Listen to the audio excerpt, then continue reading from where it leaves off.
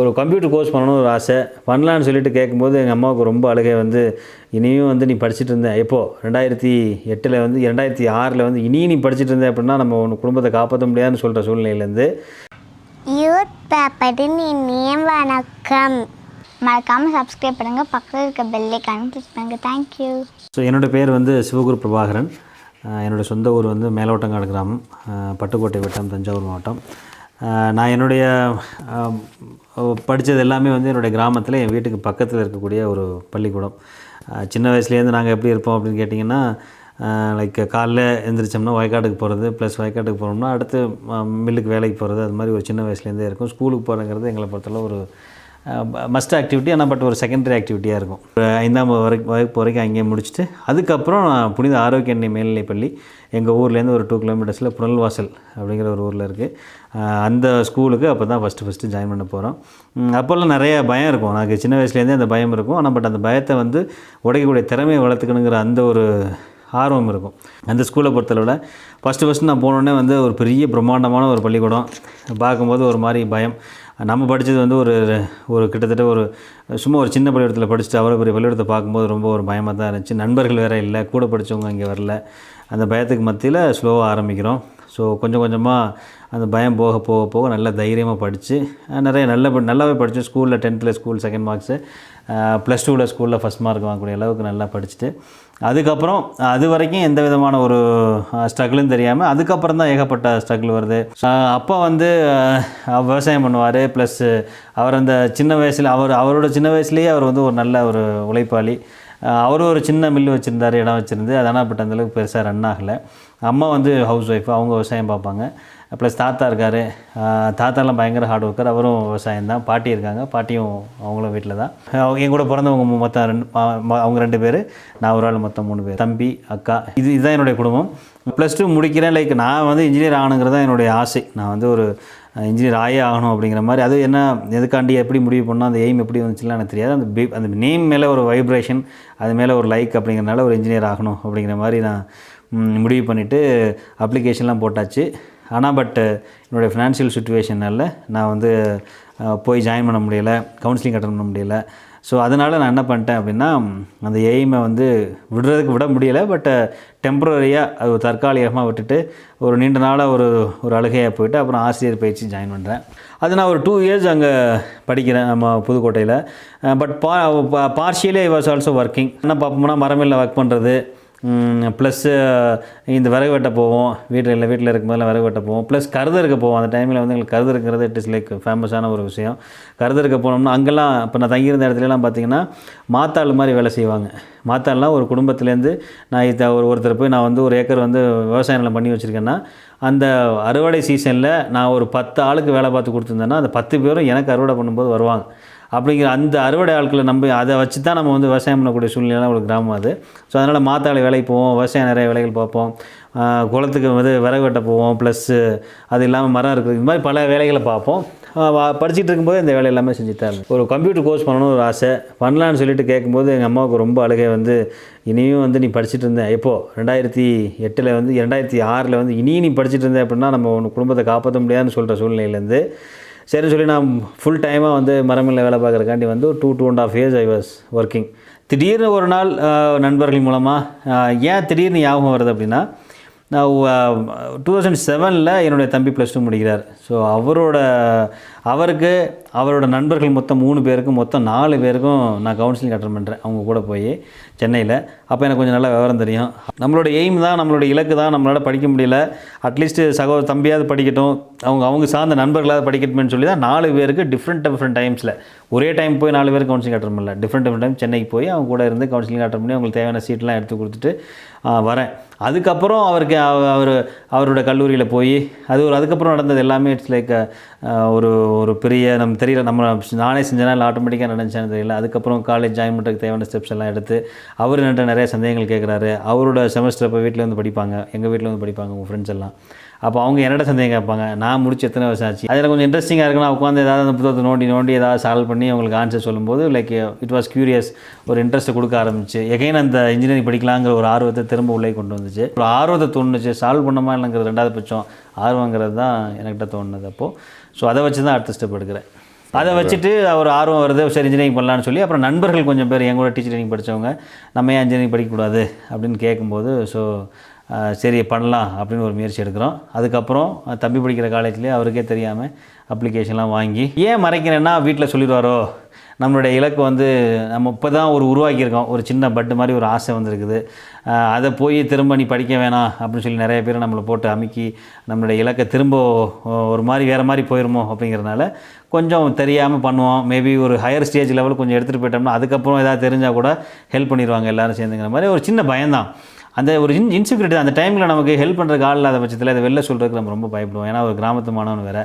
So அங்கேருந்து போய் எடுத்துகிட்டு வந்து அப்ளை பண்ணி வீட்டுக்கும் தெரியாமல் அப்ளை பண்ணி இதெல்லாம் செஞ்சு முடித்து கவுன்சிலிங் வரும்போது அவங்களுக்கு தெரியுது. சார் இந்த அப்ளை பண்ணுறதெல்லாம் பார்த்தீங்கன்னா நீங்கள் மரமில் வேலை பார்த்த பணத்தை வச்சு அவ்வளோதான். அந்த டைமிங்கில் தான் அந்த டைமில் அந்த காசு கூட பத்தலை. லைக் அந்த டைமில் தான் எனக்கு நண்பர் ஒருத்தர் ஹெல்ப் பண்ணுறாரு. ஆனால் அவங்க தங்கச்சிக்கு அப்ளிகேஷன் வாங்கிட்டு சொன்னார். ஸோ அவர்கிட்ட எனக்கு ஒரு 500 கொடுங்கன்னு சொல்லி வாங்கிட்டு போய் எனக்கு ஒரு அப்ளிகேஷன் வாங்கி 500 அப்போ கஷ்டப்படுறீங்க சார். 500 அப்ளிகேஷன். ஆமாம், கவுன்சிலிங்கே விடலை. கன்வின்ஸ் பண்ண முயற்சி பண்ணுறாங்க எனக்கு தெரிஞ்சவங்க. நான் யார் சொன்னால் கேட்பேன் அப்படிங்கிற மூலமெல்லாம் கன்வின்ஸ் பண்ண ஆரம்பித்தாங்க. பட் நான் கன்வின்ஸ் ஆகிற மாதிரி தெரியல. நான் படிக்கணும்னு ஒரு ஆசை இருக்குது அப்படின்னு சொல்கிறேனே ஒழிய எனக்கு பெரிய அளவில் நான் இப்படி ஆயிடுவேன் அப்படி ஆயிடுவேன் நான் அப்படி இப்போ உனக்கு இப்படி சம்பாரிச்சு தரேன் அப்படிங்கிற வார்த்தையெல்லாம் என்னால் ப்ராமிஸ் பண்ண முடியல. நான் படிக்கிறதுக்கு ஆசை இருக்குது, நான் இப்போதைக்கு போயிட்டு வரேன், திரும்ப கூட அந்த தொழிலை 4 வருஷம் கழிச்சு பார்க்குறேன், எனக்கு இந்த ஒரு 4 வருஷத்துக்கு கொடு அப்படிங்கும்போது கொஞ்சம் நாளில் ஒத்துக்கிறாங்க. தாத்தா நல்லா சப்போர்ட் பண்ணுறாரு. படிக்கணும்னு ஆசைப்படுறான், படிக்க சொல்லு அப்படின்னு சொல்லி தாத்தா சொல்கிறாரு. அது மாதிரி அக்காவோட வீட்டுக்காரர் சொல்கிறார் படிக்கிறதெல்லாம் பார்த்துக்கலாம் அப்படின்னு சொல்லும்போது எல்லாரும் சேர்ந்து சப்போர்ட் பண்ணுறது அவங்களும் ஒத்துக்கிறாங்க. அதுக்கப்புறம் இன்ஜினியரிங் ஜாயின் பண்ணி அங்கே பல ஸ்ட்ரகிள்ஸ். அது ஸ்ட்ரகிள் நிறைய பல விதம் இருக்குது. ஒரு பக்கம் அதான் சொன்னேன், காலேஜில் ஜாயின் பண்ணும்போது நம்மக்கிட்ட சில நிறையா குறைகள் இருக்கலாம், நிறைகள் இருக்கலாம். குறைகள்னு மெயினாக பார்த்திங்கன்னா நமக்கு அந்த சமயங்களில் ஒரு தமிழ் மீடியத்தில் படிச்சிருக்கிறது, ஒரு ஆங்கிலம் ஒரு நட்டாக கற்றுக்க வேண்டிய ஒரு சூழ்நிலைக்கு தள்ளப்பட்டேன். ப்ளஸ்ஸு பணம் சம்மந்தப்பட்ட பிரச்சனை. ஏன்னா சைமல்டேனியஸாக ஃபேமிலியில் இன்னொரு மெம்பர் வேறு படிச்சுட்ருக்காரு, அவரும் படிக்கிறாரு, நானும் படிக்கணும். இந்த மாதிரி ஃபேமிலிக்கு இது வரைக்கும் வந்த வரவும் இனி வராது. அப்படிப்பட்ட சுச்சுவேஷனில் நம்ம படிக்க ஆரம்பிக்கணும். தென் என்னோடய செலவுகளுக்கு கொஞ்சம் மொபைல் ரீசார்ஜ் பண்ணுவேன். ப்ளஸ் வீட்டிலேருந்து அனுப்பக்கூடிய 300-400 அதை வச்சு செலவு பண்ணிக்குவேன். யாராவது ஹெல்ப் பண்ணாங்கன்னா வாங்கிப்பேன். ஆனால் என்னோடய ஸ்டடீஸுக்கு நான் எந்த விதமான குறைகளும் வைக்கலை. நான் நல்லபடியாக ரொம்ப கஷ்டப்பட்டாலும் படிக்க ஆரம்பித்தேன். நல்லா படிக்க ஆரம்பிச்சதுக்கப்புறம் இந்த தொழிலுமே இந்த மாதிரி வேலைகள் செய்கிறதையுமே கொஞ்சம் கொஞ்சமாக குறைச்சிக்கிட்டு படிக்கிறதில் ஃபோக்கஸ் பண்ண ஆரம்பித்து நிறைய நண்பர்கள்ட்டேருந்து உதவி வாங்கி படிக்க ஆரம்பிச்சிட்டேன். எல்லா ஸ்கில்லையும் டெவலப் பண்ண வேண்டிய சுச்சுவேஷனை. ஏன்னா உங்களுக்கு அந்த கேப் விட்டதுனால உங்களுக்கு முதல்ல ஆங்கிலம் இம்ப்ரூவ் பண்ணணும். ப்ளஸ் இது இல்லாமல் காம்படிஷன் ரொம்ப அதிகம். படிக்கும் போதே நான் கேட் எக்ஸாமினேஷன், அதாவது ஒரு எய்ம் ஒரு மிகப்பெரிய எய்மாக இருந்தால் அதை சடனாக உருவாக்கக்கூடிய கேப்பபிலிட்டிஸ் அப்போ என்கிட்ட இல்லை. மெஜாரிட்டியான பீப்புள்கிட்ட இருக்காது. நான் இன்னது ஆகணும் அப்படிங்கிறத உடனே முடிவு பண்ணி அப்படியே நேராக போக முடியாது. அதுக்கு சின்ன சின்ன எய்மை உடச்சி போவாங்க. அதுதான் நமக்கு பாசிபிளாகவும் தெரியும் அந்த சூழ்நிலையில். சப்போஸ் நான் டைரெக்டாக ஐஏஎஸ் சூஸ் பண்ணல, எனக்கு இருந்த அந்த சூழ்நிலை. ஏன்னா 2006 நீ படிக்க போகிறதுங்கிறது கஷ்டம்னு சொல்கிறோம் ஒரு மத்தியில். 2012 போய் திரும்ப படிக்கிறேன் அப்படின்னு சொல்லும்போது எவ்வளோ தூரம் கஷ்டங்கள் இருக்குங்கிறத யோசிச்சு பாருங்கள். ஏன்னா இன்னும் அந்த சுச்சுவேஷன் இம்ப்ரூவ் ஆகலை. ஸோ 2012 நான் காலேஜோட 3rd இயர் ஃபைனல் இயரில் நல்லா படித்து கேட் எக்ஸாமினேஷன் நல்லா இருந்ததுனால நான் நேரடியாகவே 2013 ஐஐடி மெட்ராஸில் ஜாயின் பண்ணுறேன். அங்கே ஜாயின் பண்ணும்போது எனக்கு ஸ்டைஃபண்டு ப்ளஸ் அது இல்லாமல் எனக்கு வெளியில் படிக்கக்கூடிய வாய்ப்புகள், தங்கக்கூடிய வாய்ப்புகள் சென்னையில், அதெல்லாம் எனக்கு ஈஸியாக கிடச்சிது. ஸோ ஐஐடி மெட்ராஸ் சூஸ் பண்ணுறேன். ஐஐடியில் தான் எனக்கு அந்த வசதிக்கும் வசதி இன்மைக்கும் உள்ள வித்தியாசம் எனக்கு தெரிய வருது. அவங்க படித்த பள்ளிக்கூட வித்தியாசமும் நம்ம படித்த பள்ளிக்கூட வித்தியாசமும் தெரிய ஆரம்பிக்குது. அப்போது ஒரு சின்ன ஒரு கஷ்டம் வந்தால் கூட நான் நான் போட்டிருக்க ட்ரெஸ்ஸு என்னை முடிவு பண்ணாது, நான் எப்படி நடக்கிறேங்கிறது என்னோட முடிவு பண்ணாது, நான் போட்டிருக்க செருப்பு என்னை முடிவு பண்ணாது, நான் எப்படி இருக்கேங்கிறது என்னை முடிவு பண்ணாது. என்னுடைய உழைப்பும் என்னுடைய நாலேஜும் தான் எனக்கு உதவி பண்ணுங்கிறது மட்டும் நான் தெளிவாக இருந்தேன். ஸோ நான் keep on doing very well. நல்லா படிக்க ஆரம்பித்தோம். ஒரு ஸ்டேஜில் எல்லோரும் சேர்ந்து நம்ம அவங்களுக்கும் சொல்லிக் கொடுக்கக்கூடிய வாய்ப்புக்கு அந்தளவுக்கு நல்லா படித்து முன்னேறக்கூடிய வாய்ப்பு எனக்கு கிடச்சிச்சு. So I was 9 pointer in IIT Madras. So 9 பாயிண்டர்னா இட்ஸ் லைக் 10க்கு அவுட் ஆஃப் 9 சொல்லுவாங்க. So out of 9 out of 10 சொல்லுவாங்க. நான் ஒரு இன்ஜினியரிங் கேட் எக்ஸாமினேஷன் எழுதி நல்ல ஸ்கோர் வாங்கிட்டு ஆல் இண்டியா ரேங்க் 30வது வாங்கியிருக்கும்போது 30வது ரேங்க் வாங்கும்போது அந்த ரிசல்ட் பார்த்ததே என் தம்பி தான். பார்த்துட்டு சொல்லும்போது எனக்கு ஒரு மிகப்பெரிய சந்தோஷம். ஒரு பக்கம் இதனால் வரக்கூடிய வாய்ப்புகள் பார்த்திங்கன்னா நிறைய பிஎஸ்யூஸ், ஐஓசிஎல்லாம் சேலரி உங்களுக்கு ஒரு 10 lakhs, ஒரு என்டிபிசி. அப்போ உங்களுடைய ஃபினான்ஷியல் சூழல் எப்படி சார் இருந்தது? ஏன் ஃபினான்ஷியல் அது வேறு லெவல். அது இட்ஸ் லைக் சொல்லவே முடியாத நிலைமை அப்போல்லாம். ரொம்ப ஏன்னா பாக்கெட்டில் 100 ரூபா இருந்தாலே பெரிய விஷயங்கிற மாதிரி இருக்கும். அந்த 8000 ரூபா கொடுக்குறதே லைக் நம்ம சாப்பிட்டு காசு கொடுக்குறதுக்கு தான் சரியாக இருக்கும். ஸோ அப்பேற்பட்ட ஒரு சூழ்நிலையில் நான் வந்து நிறைய பேர் என் கூட இருந்தவங்க என்னுடைய ஜூனியர்ஸ் எல்லாம் வந்து அந்த வேலை கிடச்சோன்னு போய் ஜாயின் பண்ணிட்டாங்க. நான் போகலை, இன்னும் கொஞ்சம் பேர் போகாமல் இருந்து அதை கன்டினியூ பண்ணி ஸ்டடீஸை முடித்தோம். எனக்கு அந்த படிப்பு மேலே ஒரு ஆர்வம், அதனால் எனக்கு எம்டெக் முடிக்கணும். அது இல்லாமல் அது தொடர்ந்து ஐஏஎஸ் எக்ஸாமினேஷன் எழுதணும். ஐஏஎஸ் எழுதணும் பெருமை அப்போ முடிவு பண்ணல, ஐஏஎஸ் எழுதணும் அப்படின்னு சொல்லி அந்த ஆர்வத்தில் ஒரு ரயில்வேஸில் இல்லை அது மாதிரி சர்வீஸில் போய் அரசாங்க வேலையில் பார்க்கணும் அப்படிங்கிற மாதிரி ஒரு பிடித்தம். இவ்வளோ சம்பளம் கொடுத்தாலும் பரவாயில்ல, எனக்கு வேண்டாம் இப்போதைக்கு, இதை விட பெருசாக நான் கொஞ்சம் பார்த்துக்கிறேன். பெரிய மனவழி மேசனா உண்மையிலே அப்போ 100 ரூபாய் பெரிய விஷயம் சார். பார்த்தீங்கன்னா இவ்வளோ பெரிய சம்பளத்தை வாய்ப்பு வேண்டாம்னு சொல்கிறீங்களா சார்? ஏன்னா அது இலக்காவே இல்லையே எனக்கு. என்னுடைய காலேஜில் படிக்கும்போது நான் வந்து இந்த போல் சம்பளம் வாங்கணுங்கிறது எனக்கு இலக்காவே இல்லையே. எனக்கு இலக்கு என்னவாக இருந்துச்சுன்னா, நான் இப்படி மாதிரி ஒரு ஐஐடி போகணும், நான் ஐஏஎஸ் பாஸ் ஆகணுங்கிறது தான் என்னோடய இலக்கே வெளியே.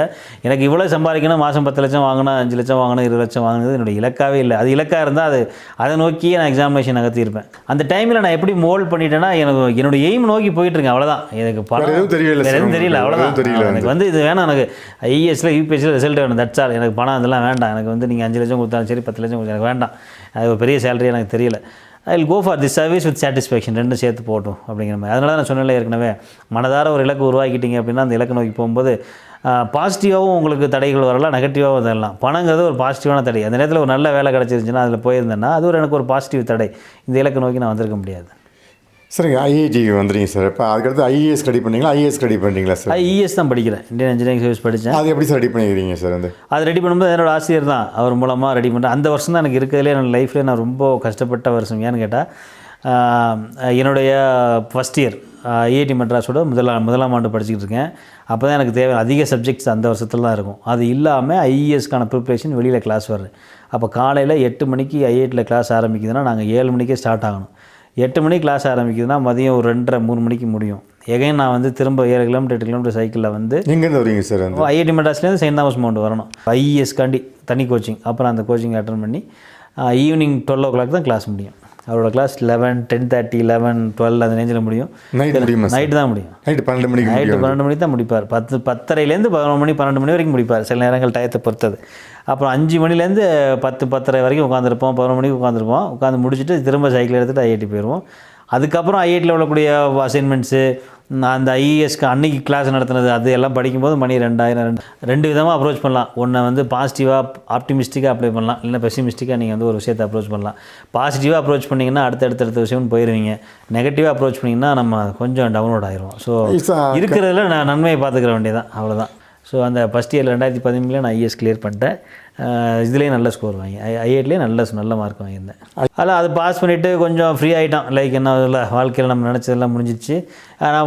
நம்ம நினச்ச ஐஏஎஸை கிளியர் பண்ணிட்டோம், நம்ம நினச்ச ரேங்க் வாங்கிட்டோம், நினச்ச போஸ்டிங் ஐஏஎஸ்லேயும் வந்துடும். அதாவது ரயில்வேஸ் நான் நினச்சிக்கிட்டேன், ரயில்வேஸும் வந்துடும், சதர்ன் ரயில்வேயும் வந்துடும். வேறு ரயில்வே சதர்ன் ரயில்வே கிடச்சிரும் நமக்கு, வேறு எங்கேயும் போக வேண்டிய அவசியம் இல்லை அப்படின்னு ஒரு நல்ல ஒரு திருப்தியாக ஒரு 10 நாள் இருந்திருப்போம்.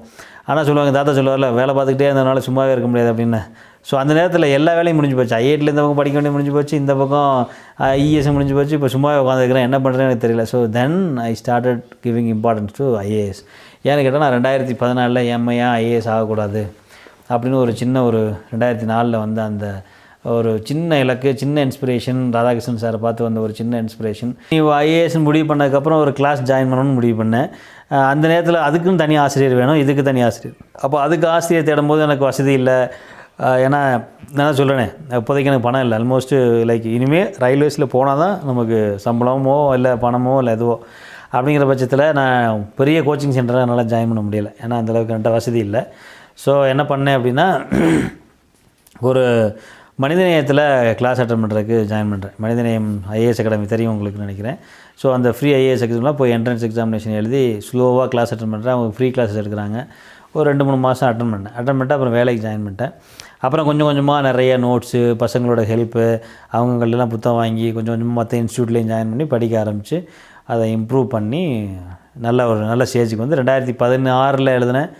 16 எழுதும்போது எனக்கு 910 ரேங்க் வந்துச்சு. அப்போ ஐஏஎஸ் வரல. திரும்ப அடுத்த ஒரு முயற்சி நல்லா எழுதி 2017 எழுதி 2018 ஐஏஎஸ் வந்துடுச்சு. சார், தன்னுடைய இலக்கை நோக்கி உழைச்சோம்னா வெற்றி உறுதி. அதற்கு தேவையான ஸ்டெப்ஸை நீங்கள் எடுக்கணும் அப்படிங்கிறது தான் என்னுடைய ஒரு மிகப்பெரிய ஆசை. இலக்கை சீக்கிரம் முடிவு பண்ணிக்கணும். அதை விடுத்துட்டு நான் ஒரு புத்தகம் படிக்கும்போது நான் கிழக்கு போக வேண்டி இருந்துச்சுன்னா நான் பாட்டுக்கு மேற்கு போய்க்கிறதுனால நான் என்றைக்குமே கிழக்கு போகவே முடியாது. ஸோ அது மாதிரி எந்த கிராமத்து மாணவர்களாக இருந்தாலும் சரி, வேறு எந்த ஒரு மாணவர்களாக இருந்தாலும் சரி, போட்டி இங்கே ஒன்று தான். அதுக்கு ஏற்ற திறமைகளையும் தகுதிகளையும் வளர்த்துக்க வேண்டிய பொறுப்பில் நாம் இருக்கோம். அதற்கு தேடி ஓட வேண்டியது நம்மளுடைய பொறுப்பு. அதற்கு தேவையானவர்களை நாட வேண்டியது நம்மளுடைய கடமை.